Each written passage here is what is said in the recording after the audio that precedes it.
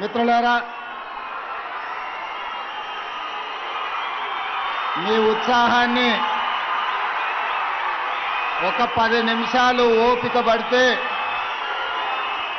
మనం చాలా విషయాలు మాట్లాడుకునేది ఉన్నది. ఈరోజు ఉగాది పర్వదినమే కాదు, ఈనాడు ప్రతి పేదవాడికి పట్టెడన్నం పెట్టాలన్న ఆలోచన, పండుగ పూట శ్రీమంతులు తినే సన్న బియ్యం, పేదవాళ్ళు తండాలలో గూడాలలో మారుమూల పల్లెల్లో బలహీన వర్గాలతో సహా అందరూ సన్న బియ్యంతో అన్నం తినాలని ఒక మంచి సంకల్పంతో మీ అభిమాన నాయకుడు కష్టాలలో నష్టాలలో మీ కుటుంబ సభ్యుడిగా చూసి మీ గుండెల్లో పెట్టుకొని కాపాడి మీ భుజాల మీద మోసి 6 సార్లు ఎమ్మెల్యేగా, ఒకసారి పార్లమెంట్ సభ్యుడిగా సుదీర్ఘ కాలం కాంగ్రెస్ పార్టీ తెలంగాణ అధ్యక్షుడిగా మీరు మోసిన నాయకుడు ఉత్తమ్ కుమార్ రెడ్డి గారి అధ్యక్షతన, అదే విధంగా మా సోదరిమణి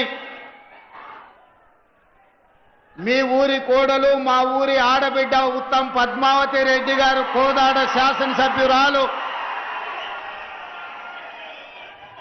వారిద్దరి ఆధ్వర్యంలో ఉగాది పండగ పూట ఇంత అద్భుతమైన సంబరాలు నిర్వహించినందుకు ఉత్తమ్ పద్మావతి రెడ్డి గారిని, ఉత్తమ్ కుమార్ రెడ్డి గారిని 4 కోట్ల తెలంగాణ ప్రజల పక్షాన మనస్ఫూర్తిగా నేను అభినందిస్తున్న వారిని. మిత్రులారా, ఉగాది పండుగనే కాదు, మా మైనారిటీ సోదరులకు పవిత్రమైన రంజాన్ మాసం, రేపు రంజాన్ పండుగ సందర్భంగా మైనారిటీ సోదరులకు కూడా రంజాన్ శుభాకాంక్షలు తెలియజేస్తున్నా. ఈనాడు ఈ కార్యక్రమంలో నాతో పాటు ముఖ్య అతిథులుగా పెద్దలు శాసన మండలి చైర్మన్ సుఖేందర్ రెడ్డి గారు, శాసనసభ స్పీకర్ గడ్డం ప్రసాద్ కుమార్ గారు, శాసన మండలి సభ్యులు, కాంగ్రెస్ పార్టీ అధ్యక్షులు మిత్రుడు మహేష్ కుమార్ గౌడ్ గారు, అదేవిధంగా మంత్రివర్గ సహచరులు కోమటిరెడ్డి వెంకటరెడ్డి గారు, అదేవిధంగా సోదరిమణి మంత్రివర్గ సభ్యులు సీతక్క గారు, మిత్రులు మంత్రివర్గ సభ్యులు దుద్దిల్ల శ్రీధర్ బాబు గారు, అదేవిధంగా మంత్రివర్గ సహచర సభ్యులు మిత్రులు శ్రీధర్ బాబు గారు, పొంగులేటి శ్రీనివాస్ రెడ్డి గారు, అదేవిధంగా మీ అభిమాన నాయకుడు దక్షిణ భారతదేశంలోనే అత్యధిక మెజారిటీ సాధించిన యువ పార్లమెంట్ సభ్యులు కుందూరు రఘువీర్ రెడ్డి గారు,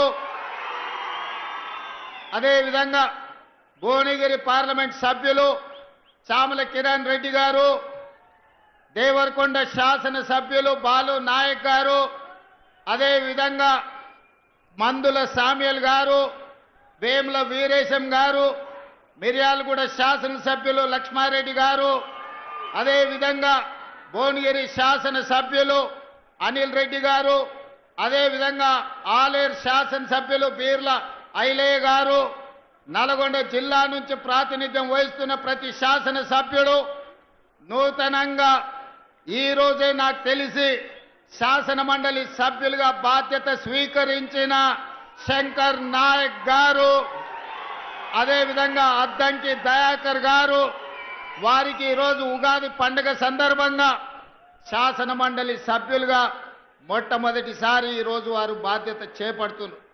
అదేవిధంగా మిత్రులారా, సహచర మంత్రివర్గ సభ్యులతో పాటు పార్లమెంట్ సభ్యులు, శాసన మండలి సభ్యులు, రాష్ట్ర నలుమూల నుంచి వచ్చిన శాసన సభ్యులు, వివిధ కార్పొరేషన్ల చైర్మన్లు, ప్రభుత్వ ఉన్నతాధికారులు, chief secretary Shanti Kumar garu, civil supplies commissioner, principal secretary Chauhan garu, ఇతర ఉన్నతాధికారులు ఈ కార్యక్రమాన్ని ఇంత పెద్ద ఎత్తున విజయవంతం చేసి ఈ కోదాడ హుజూర్ నగర్ ప్రాంతం కాంగ్రెస్ పార్టీ కంచుకోట నిరూపించిన ప్రతి ఒక్క కార్యకర్తకు మనస్ఫూర్తిగా అభినందనలు కృతజ్ఞతలు తెలియజేస్తున్నా.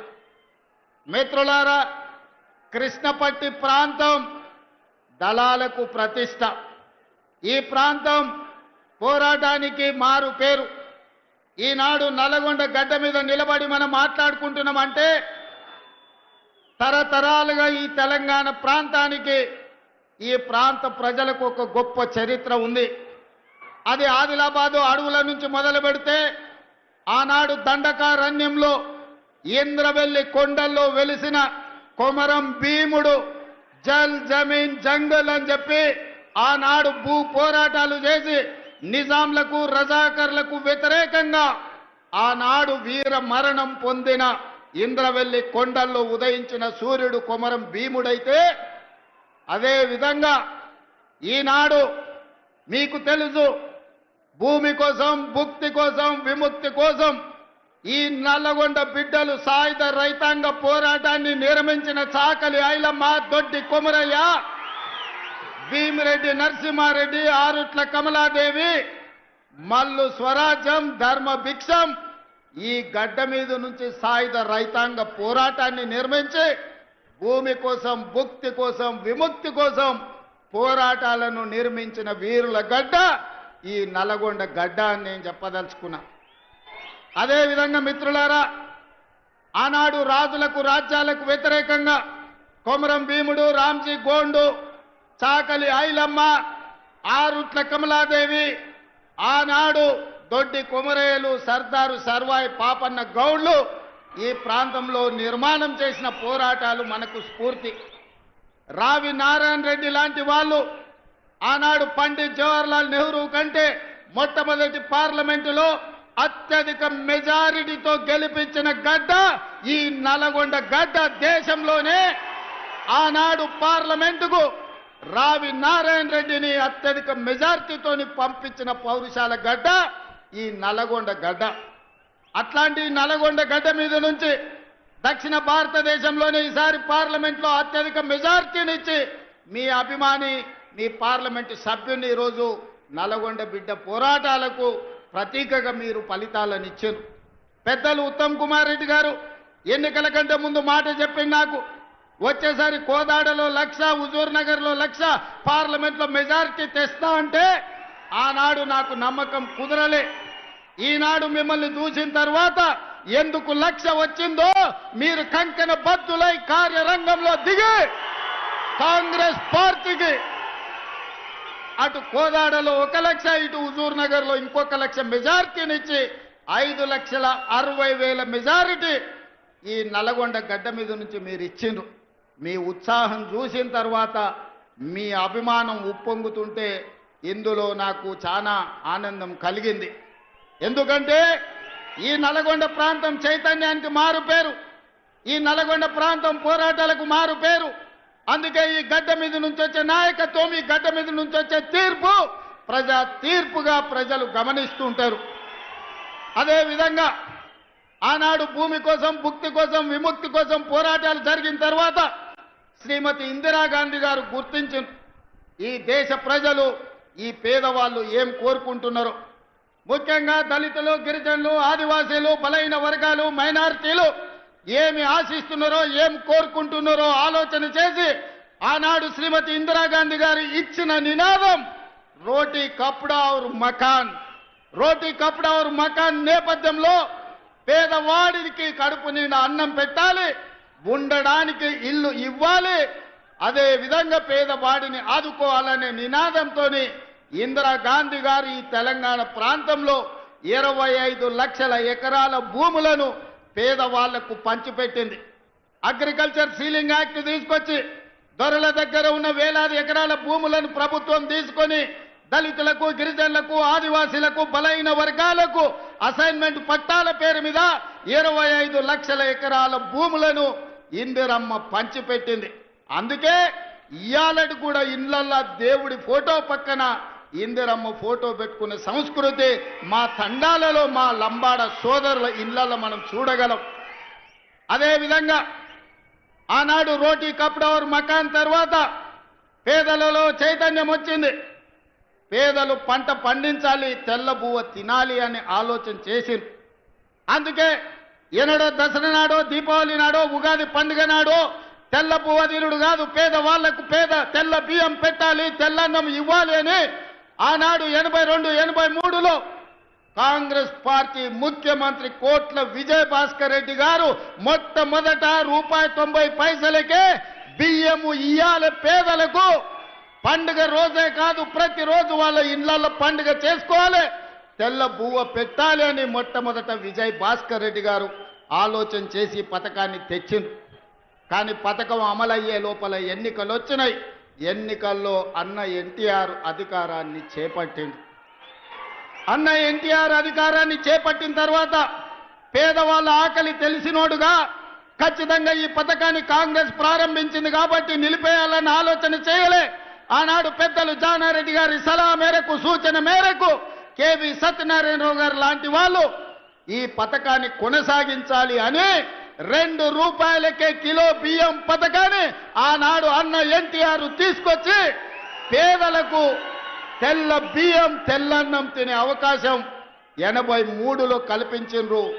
ఆనాడు పెద్దలు జానారెడ్డి గారు క్రియాశీలక పాత్ర పోషించిన ఆ కార్యక్రమంలో. ఆ తర్వాత కాలక్రమేణా బియ్యం ఇచ్చుకుంటూ వచ్చినాం. పంటలలో మార్పు వచ్చింది, ప్రజల ఆలోచనలో చైతన్యం వచ్చింది. ఈనాటికి ఆనాడు మొదలుపెట్టిన దొడ్డు బియ్యమే ఈరోజు సివిల్ సప్లైస్ కార్పొరేషన్ సరఫరా చేస్తుంది.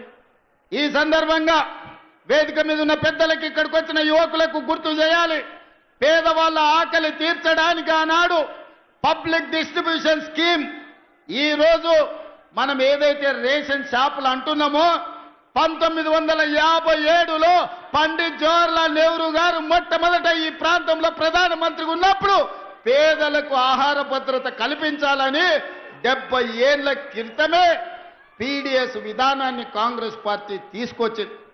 ఇవాళ ఆ పౌర సరఫరాల శాఖనే దొడ్డు బియ్యం పథకాన్ని అమలు చేస్తుంది. మేం బాధ్యత చేపట్టిన తర్వాత 2000 పైగా మిల్లర్లు ఉన్నాయి ఈ ప్రాంతంలో. రైసు మిల్లులకు ప్రతిదీ మిర్యాలగూడ, హుజూర్ నగర్, కోదాడ ప్రాంతంలో దేశంలోనే అత్యధికంగా ఒడ్లు పండించే ప్రాంతం. ఇవాళ నల్గొండ జిల్లాలో 12 లక్షల ఎకరాలలో వరి పండిస్తున్నారంటే ఇక్కడి రైతాంగం ఒడ్లు ఎన్ని పండిస్తారో. ఈ రోజు ఈ దేశంలోనే అత్యధికంగా ఒడ్లు పండించే రైతులు ఈ ప్రాంతంలో ఉన్నారు.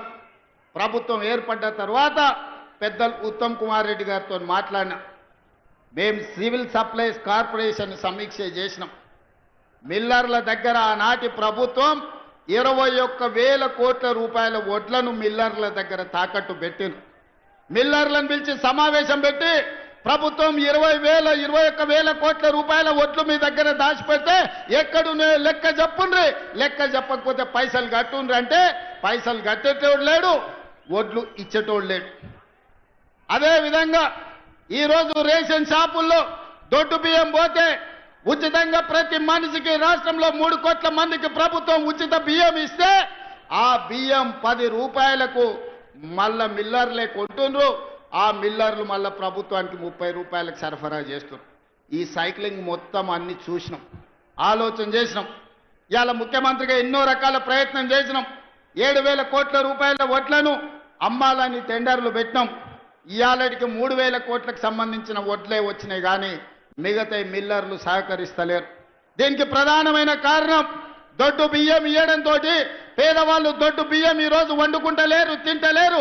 ప్రతి వాడు సన్న బియ్యం తినాలన్న ఆలోచన, కుటుంబాల ఆర్థిక స్థితిగతులు మెరుగాయి ఈరోజు మనం పంచిపెట్టే దొడ్డు బియ్యం పేదవాడు వండుకుంటలేడు, తింటలేడు. ఇది మిల్లర్ల మాఫియా లేకపోతే దళారుల చేతుల్లోకి ఈ దొడ్డు బియ్యం వెళ్ళి 10,000 కోట్ల రూపాయలు ప్రతి సంవత్సరం దళారుల దోపిడీకి గురైతున్నాయి. అందుకే ఆలోచన చేసిన పెద్దలు ఉత్తమ్ కుమార్ రెడ్డి గారితో మాట్లాడిన, సహచర మంత్రివర్గ సభ్యులతో చర్చించిన, బట్టి విక్రమార్క గారిని ఒప్పించిన, ఇక దొడ్డు బియ్యం కాదు, ప్రతి పేదవాడికి ప్రతి ఒక్కరికి 6 కిలోల సన్న బియ్యం ఇవ్వాలి. ఉగాదో దీపావళి సంక్రాంతి పండుగ కాదు, పేదవాడి ఇంట్లో ప్రతిరోజు పండుగ ఉండాలి, సన్న బియ్యం వండాలి, పేదవాడి కడుపు నింపాలి. ఆ బాధ్యత మేము తీసుకోవాలి. సోనియమ్మ నాయకత్వంలో ఆలోచన చేసినాం. ఇవాళ మిత్రులారా, ఇందిరమ్మ రోటీ కప్డవర్ మకాన్ తర్వాత, విజయభాస్కర్ రెడ్డి ఎన్టీ రామారావు గారి బియ్యం పథకం తర్వాత శ్రీమతి సోనియా గాంధీ గారికి ఈ దేశం రుణపడి ఉండాలి. చట్టబద్ధత లేదు, అందుకే ఆహార భద్రత చట్టాన్ని పార్లమెంటులో తెచ్చి పేదవాడికి తినడానికి అవసరమైన అన్ని వసతులు ఏర్పాటు చేయాలని ఆహార భద్రత చట్టం శ్రీమతి సోనియా గాంధీ గారు పార్లమెంటులో తెచ్చి పేదవాడి ఆకలి తీర్చడానికి సోనియమ్మ చట్టాలు చేసింది. పెద్దలు చెప్పేటోళ్ళు, మా నాయనమ్మ చిన్నప్పుడు అనేది, భార్య జీతం చూస్తుంది, అమ్మ ఆకలి చూస్తుందని. భార్య మొగుడుకొచ్చే జీతం లెక్కేస్తుందంట, అమ్మనేమో కొడుకు కడుపులో ఉన్న ఆకలిని అంచనా వేస్తుందంట. ఆ అమ్మ పాత్ర సోనియమ్మ పోషించి ఈ బిడ్డలకు ఆకలి ఉండొద్దు, ఆహార భద్రత చట్టాన్ని తేవాలి, పేదవాడిని ఆదుకోవాలని సోనియమ్మ ఆహార భద్రత చట్టం తెస్తే దొడ్డు బియ్యాన్ని సన్న బియ్యం ద్వారా ఆ ఆకలి తీర్చాలని పెద్దలు మిత్రులు ఉత్తమ్ కుమార్ రెడ్డి గారు సివిల్ సప్లైస్ కార్పొరేషన్ ద్వారా ఈ రోజు దేశంలోనే మిత్రులారా 10 ఏళ్ళు మేధావుల మన్నోళ్ళు, 80,000 పుస్తకాలు చదివినోళ్ళు, తెలంగాణ మూల మూలన నరాన నాకు తెలుసు ఎవరికి తెలుసు అని అడిగినోడు 10 ఏళ్ళలో ఎన్నడన్న సన్నబియ్యం పేదోళ్ళకి ఇవ్వాలని ఆలోచన చేసిండా? మీరు ఒరేస్తే ఉరేసుకున్నట్టే అని మిమ్మల్ని భయపెట్టిండు.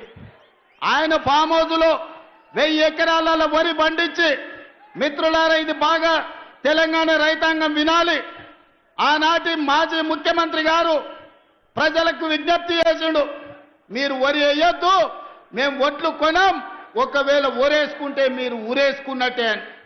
ఆయన చెప్పిందే నిజమైతే అదే సీజన్లో అదే పంటలో దాదాపుగా ఎర్రవల్లి ఆయన ఫామ్ హౌస్లో 1000 ఎకరాల ఒడ్లు పంపిస్తే కావేరి సీడ్స్ అనే కంపెనీ 4,500 రూపాయలకు క్వింటాలు ఆయన ఫామ్ హౌస్లో పండించిన ఒడ్లు కొన్నారు. మిత్రులారా, నేను ఇది అధికారికంగా ఆరోపణ చేస్తున్న వారి మీద. నేను అడుగుతున్న తెలంగాణ రైతాంగాన్ని, మనం పండించిన ఒడ్లు 2,000 కొనేటోడు దిక్కు లేదు, రైతులు ఊరేసుకుంటుంటే ఒడ్లు కొనక చంద్రశేఖరరావు గారు ఫామ్ హౌస్లో పండించిన ఒడ్లు 4,500 రూపాయలకు క్వింటాల్ కొన్నారంటే అవి ఒడ్లా లేకపోతే అందులో బంగారం పండుతుందా అని నేను అడుగుతున్నా. దొరగారి ఫామ్ హౌస్లో పండితే 4,500కు అమ్ముకుంటాడు, మన దళితులు గిరిజనులు పండిస్తే ఒడ్లు కొనేటోడే లేడు. అందుకే నేను ఉత్తమ్ కుమార్ రెడ్డి గారు, బట్టి విక్రమార్క గారు ఆలోచన చేసినాం, చర్చించినాం. ఎంత ఖర్చైనా పర్వాలేదు, ఎన్ని కోట్లైనా పర్వాలేదు, పేదలు పండించిన ప్రతి చివరి గింజ వరకు ప్రభుత్వమే కొంటుంది. సన్న ఒడ్లు పండిస్తే 500 బోనస్ ఇస్తామని చెప్పి నిర్ణయించి ఇవాళ 500 రూపాయల బోనస్ ఇస్తున్నాం. నల్గొండ వాళ్ళు తెలివైన వాళ్ళు, చైతన్యం ఉన్నోళ్ళు ఏదైనా అడ్వాన్స్గా అందిపుచ్చుకుంటారు. అందుకే 12 లక్షల వరి పండిస్తే మీ వాళ్ళే 8 లక్షలు ఇవాళ సన్నవొట్లు పండిస్తూ రాష్ట్రంలోనే అత్యధికంగా సన్నవొట్లు పండించేది నల్గొండ జిల్లా. ఇవాళ అత్యధికంగా రుణమాఫీ జరిగినా, అత్యధికంగా సన్నవొట్లకు బోనస్ వచ్చినా అది నల్గొండ జిల్లాకే అత్యధికంగా వచ్చింది. అది మీ చైతన్యానికి, మీ పట్టుదలకు మారు పేరు. ఇవాళ అందుకే పండించిన రైతుకు బోనస్ ఇవ్వాలి, వినియోగదారుడు పేదవాడికి కడుపు నిండా తెల్లన్నం సన్న బియ్యం పెట్టాలి అని ఇవాళ సన్న బియ్యం పథకాన్ని ఇవాళ హుజూర్ నగర్ గడ్డ మీద మనం ప్రారంభించుకున్నాం. మిత్రులారా, ఆనాడు కొమరం భీముడు మొదలుపెట్టిన జల్ జమీన్ జంగిల్ పోరాటం నుంచి తర్వాతి తరంలో చాకలి అల్లయ్య, దొడ్డి కొమరయ్య భూమి కోసం, భుక్తి కోసం, విముక్తి కోసం రావి నారాయణ రెడ్డి, ఆరుట్ల కమలాదేవి ధర్మ భిక్షం చేసిన పోరాటం, సాయుధ రైతాంగ పోరాటం తర్వాత ఇందిరమ్మ తెచ్చిన రోటీ కప్డా और మఖాన్ పథకం తర్వాత విజయభాస్కర్ రెడ్డి ఎన్టీ రామారావు తెచ్చిన బియ్యం తెల్ల బియ్యం పథకం తర్వాత ఈనాడు గొప్ప పథకం ఏదైనా ఉంది అంటే ఈనాడు మనం ప్రారంభించుకున్న సన్న బియ్యం పథకం చరిత్రలో నిలబడుతుంది. ఆ చరిత్రకు హుజూర్ నగర్ వేదిక కావడం తెలంగాణ ప్రజల యొక్క అదృష్టం అని చెప్పి ఈనాడు నేను చెప్పదలుచుకున్న మిత్రులారా. ఇది ఆషామాషి పథకం కాదు. ప్రభుత్వం ఎవడో ఇష్టం ఉన్నోడో ఇష్టం లేనోడో వస్తే ఈ పథకాన్ని రద్దు చేసే పథకం కాదు. చరిత్రలో ఎవరు వచ్చినా ఎన్ని తరాలు మారినా ఏ ప్రభుత్వం ఎవరు ముఖ్యమంత్రి అయినా ఈ సన్న బియ్యం పథకాన్ని రద్దు చేసే ధైర్యం చెయ్యరు. ఇది శాశ్వతంగా చరిత్రలో నిలిచిపోయే పథకం. ఆ పథకాన్ని ఇయ్యాల మీరందరూ వేలాది మంది యువకులే కాదు, వేలాది మంది ఆడబిడ్డలు హెలికాప్టర్ నుంచి నేను చూస్తే చీమల దండే హుజూర్ నగర్ వైపు కదులుతున్నట్టుగా కృష్ణా నది మొత్తం ఉవ్వెత్తున ఉప్పొంగి సునామీలో హుజూర్ నగర్ కమ్మేసినట్టుగా మిమ్మల్ని అందరినీ గాల్లో నుంచి చూస్తుంటే ఒక ఉద్వేగం ఈ రోజు నాకు అనిపిస్తుంది. నా గుండెల్లో ఒక భావోద్వేగం ఉంది. ఈ చైతన్యానికి ఈ రోజు మీరందరూ ప్రతీక. అందుకే మిత్రులారా, చాలా విషయాలు మాట్లాడాలని ఉన్నది, కానీ ఆలస్యమైంది. ఒక్క మాట చెప్పదలుచుకున్నా.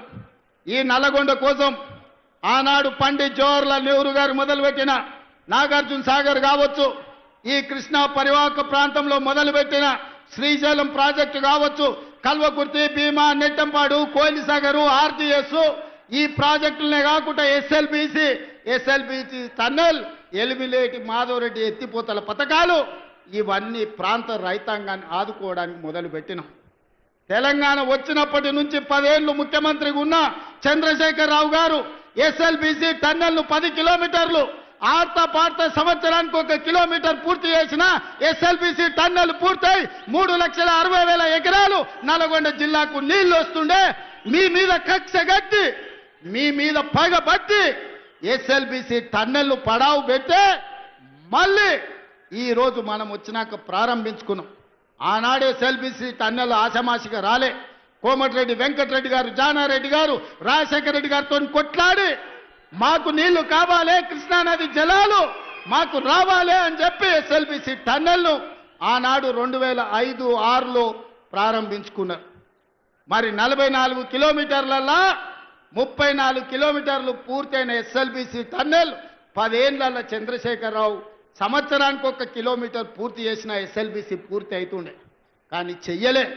ఆయనకి మీ ఓట్ల మీద దాస ఉంది, మీ సీట్ల మీద దాస ఉంది, కానీ మీ నీళ్ల మీద దాస లేదు, మీ కష్టాలను తీర్చాలన్న ఆలోచన లేదు.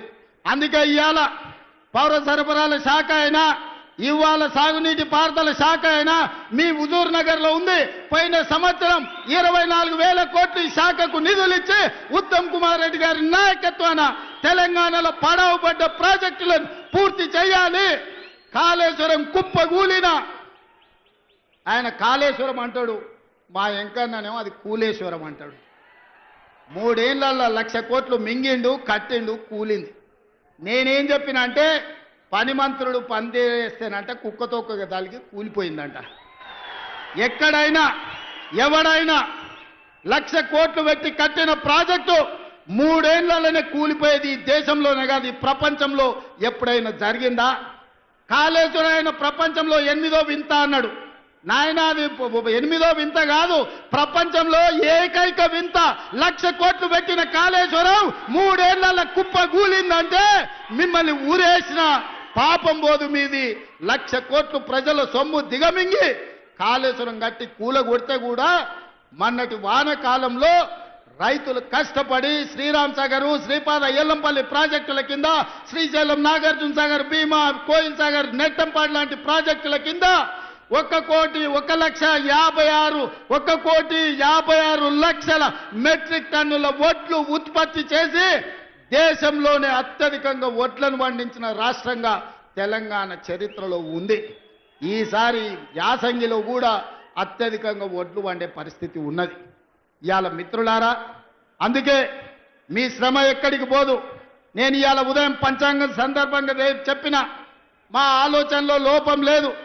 మేము ఒక సంకల్పాన్ని పెట్టుకుంటే మంచి ఆలోచనతో, మంచి బుద్ధితో ఏ సంకల్పాన్ని పెట్టుకున్నా, నేను మొట్టమొదటిసారి జడ్పీటీసీ ఇండిపెండెంట్గా నిలబడ్డప్పుడు ప్రజలకు చెప్పిన ప్రజా సేవ చేయడానికి నేను వచ్చినాను.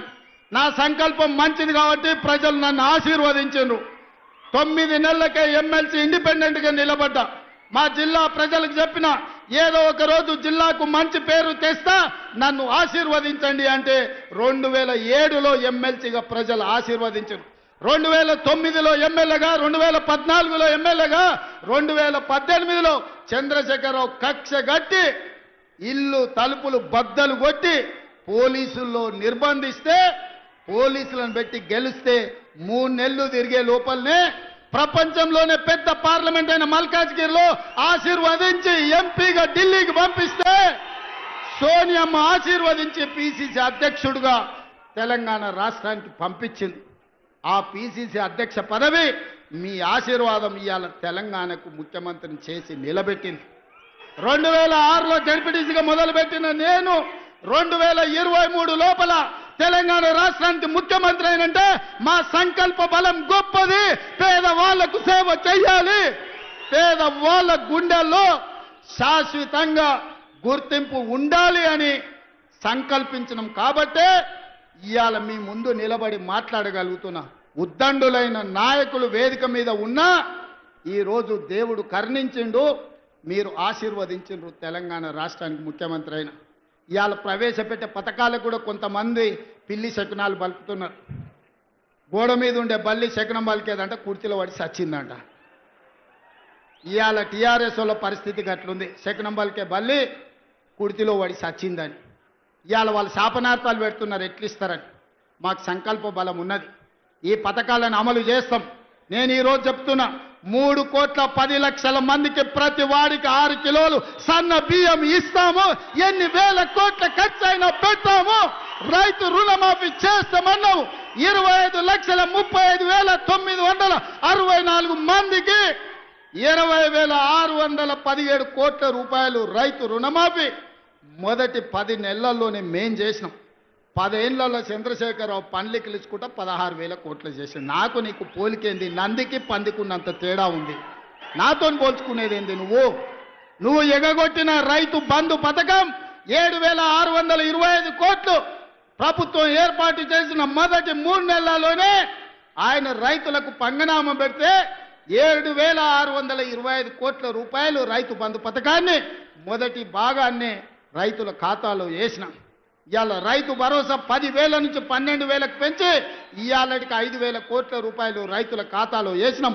తొందరలోనే మిగతా 4,000 కోట్లు కూడా వేసి ప్రతి సంవత్సరం రైతు భరోసా పథకం కింద పేదలకి 20,000 కోట్ల రూపాయలు పంచి పెడతాం. ఇవాళకి రైతు రుణమాఫీ కింద 21,000, రైతు భరోసా కింద 12,000, 33,000 కోట్ల రూపాయలు 15 నెలల రైతుల ఖాతాలో నగదు బదిలీ చేసి రైతుల గుండెల్లో శాశ్వతంగా ఇందిరమ్మ పేరు, సోనియమ్మ పేరు ఉండేటట్టు ఈరోజు చర్యలు చేపట్టినాం. సన్న వడ్లకు ఉత్తమ్ కుమార్ రెడ్డి గారు 1,200 కోట్ల రూపాయల బోనస్ ఇచ్చిండు. ఒకరోజు వెనక ముందైనా గతంలో మీకు తెలుసు, మిల్లుల కాడికి పోయినా తాలు పేరు మీద, తౌడు పేరు మీద, తుట్టి పేరు మీద, తడి పేరు మీద క్వింటాల్కు 10 కిలోలు దండి కొట్టేది. ఇవాళ ఎవరినైనా 1 కిలో దండి కొట్టమని ఉత్తమ్ కుమార్ రెడ్డి గారు వస్తే తీసి బొక్కలేపిస్తా అని చెప్పిండు. ఇవాళ రైతు తీసుకెళ్లిన ధాన్యాన్ని ఎవరైనా తూకం పెట్టి కొనుక్కునే పరిస్థితి. ఆనాడు 3 నెలలైనా పైసలు వచ్చేది కాదు. ఈరోజు 3 రోజుల్లోనే మీ ఖాతాలలో నగదు పడుతుంది. అందుకే ఈ ప్రభుత్వం మీ నాయకుడు ఉత్తమ్ కుమార్ రెడ్డి గారి నాయకత్వంలో ఇది ఒక పక్కన సాగునీటి ప్రాజెక్టులు, రెండో పక్కన పౌర సరఫరాల శాఖ సన్న బియ్యం పథకాన్ని పక్కడబందీగా అమలు చేసి శాశ్వతంగా పేదవాళ్ళని ఆదుకునే కార్యక్రమం తీసుకుంటాం. ఆ ఆదుకునే కార్యక్రమం హుజూర్ నగర్ గడ్డ మీద నుంచి ప్రారంభించి మీరందరూ వేలాదిగా తరలి వచ్చి ఉత్తమ్ పద్మావతి రెడ్డి గారిని, ఉత్తమ్ కుమార్ రెడ్డి గారికి అండగా నిలబడి ఈరోజు తెలంగాణకు మొత్తం ఈ ప్రాంతం కాంగ్రెస్ కంచుకోట, వారి కుటుంబానికి అదేవిధంగా ఎన్ని చెప్పినా ఉత్తమన్న చిట్ట అందిస్తూనే ఉన్నారు. వచ్చిన ఎంబడే 2012లో మొదలుపెట్టిన హౌసింగ్ స్కీమ్ 2,100 ఇండ్లకు వచ్చి కూర్చొని 60 కోట్లు వసూలు చేసి ఇవాళ ఇండ్లు చూపించిన సంతోషమైంది. అదేవిధంగా అగ్రికల్చర్ కాలేజ్ ఉత్తమ్ కుమార్ రెడ్డి గారు అడుగుతున్నారు. ఇంకా వారు అడిగినాక కాదనేదే ఉంది. వారు అడిగినాక మీ అభిమానం చూసినాక ఇంతసేపైనా మీరు స్వచ్ఛందంగా వచ్చిన తర్వాత అగ్రికల్చర్ అంటేనే హుజూర్ నగర్, కోదాడ, ఈ ప్రాంతంలో ఉన్నది, మిర్యాలగూడ ప్రాంతంలో. అందుకే ఇక్కడికి అగ్రికల్చర్ కాలేజ్ ఇవ్వడమే కాకుండా మా BLR young India integrated residential school అడిగిండు, వారికి కూడా 200 కోట్ల రూపాయలతోని రెసిడెన్షియల్ స్కూల్ కాలేజీని కూడా వారికి కూడా మంజూరు చేస్తున్నాం. అడ్వాన్స్డ్ టెక్నాలజీ సెంటర్ మా పద్మక్కకు కోదాడకు కూడా ఇయ్యదలుచుకున్నాం. అదేవిధంగా అడ్వాన్స్ టెక్నాలజీ సెంటర్ కూడా కాగితం ఇచ్చిండు లక్ష్మారెడ్డి, తప్పకుండా ఇస్తాం. అదేవిధంగా మిగతా కొన్ని అడిగిండు, ఒక్కసారి ఇవన్నీ లెక్కలు చూసుకొని వీటి మీద మళ్ళీ మొత్తం హుజూర్ నగర్ అన్ని ఇన్నే చెప్తే మిర్యాలగూడలో మళ్ళీ లక్ష్మారెడ్డి మీటింగ్ పెట్టాడు. మిర్యాలగూడలో లక్ష్మారెడ్డి మీటింగ్ పెట్టినాకనే మిగతా అన్నీ ఆడుకొచ్చి చెప్తా. ఇగో ఎంకన్నా ఇంకో సిట్ అందిస్తున్నాడు. దేవరకొండ కూడా బాలు నాయక్ మంచి మిత్రుడు. దేవరకొండ మా పక్కనే ఉంటుంది, మా కానుకొని ఉంటుంది అవతల అచ్చంపేట నుంచి. మా చుట్టాలంతా అన్నే ఉండరు. అవునా? రఘువీరెడ్డి తాత ముందు అక్కడి నుంచి ఎమ్మెల్యే ఉండే నారాయణ రెడ్డి గారు గుర్తుంది కదా మీకు అందరికీ. సో అందుకే దేవరకొండ కూడా యంగ్ ఇండియా రెసిడెన్షియల్ స్కూల్ అని అన్నారు. తప్పకుండా దేవరకొండకు పోయే ప్రకటిస్తా. మిగతా అన్నీ ఇంకా అన్ని చూస్తా ఇక చూస్తా. ఏదేమైనా నేను ఒక్కటే మాట చెప్పదలుచుకున్నా. 5 ఏళ్ల కోసం ఎన్నికైన ప్రభుత్వం 15 నెలలని చేయగలిగిన అన్ని చేసినాం, భవిష్యత్తులో కూడా ఇంకా చేస్తాం. ఇవాళ వాళ్ళు ఎట్లన్నా చేసి కాళ్ళలో కట్టెబెట్టి కింద పడేయాలని చూస్తారు, కానీ ఇది ఎవరు అంత ఆషామాషిగా లేరు. ఒకవేళ నాయకులు కొంచెం అట్లా ఇట్లా ఉన్నా మా కార్యకర్తలు అట్లా లేరు, పట్టుదలతో ఉన్నారు, చైతన్యంతో ఉన్నారు. ఎవరైనా ఏమైనా ఎక్కడైనా టీఆర్ఎస్ ఓడో ఇంగోడో మన కాళ్ళల్లో కట్టె పెట్టాలనుకుంటే వాళ్ళ కళ్ళల్లో కారం కొట్టడానికి మీరందరూ సిద్ధంగా ఉన్నారు. నాకు ఆ నమ్మకం ఉంది. మీ శక్తితోని, మీ యుక్తితోని, మీ పోరాటంతో, మీ సంకల్పంతో ఈనాడు తెలంగాణలో ప్రజాపాలన వచ్చింది. ఈ ప్రజాపాలన ప్రగతి బాట వైపు నడుస్తుంది. మీరు అండగా ఉండండి. 10 ఏళ్ళు ఈ తెలంగాణ రాష్ట్రాన్ని అద్భుతమైన రాష్ట్రంగా దేశానికే నెంబర్ 1 ఉండే విధంగా తీర్చిదిద్దే బాధ్యత మేము తీసుకుంటామని తెలియజేస్తూ మీ అందరి దగ్గర సెలవు తీసుకుంటున్నా. ధన్యవాదాలు మిత్రులారా. 3 రంగుల జెండా బట్టి సింగమోలే కదిలినాడు ఒక్కరు కాంగ్రెస్ సూర్యుడు, మన రేవంత్ అన్న నిగ్గదీసి అడిగే మునగాడు. వీడు భూమిన వానైతాడు, పిద సాదల ధైర్యం వీడు, దొంగ దొరల భరతం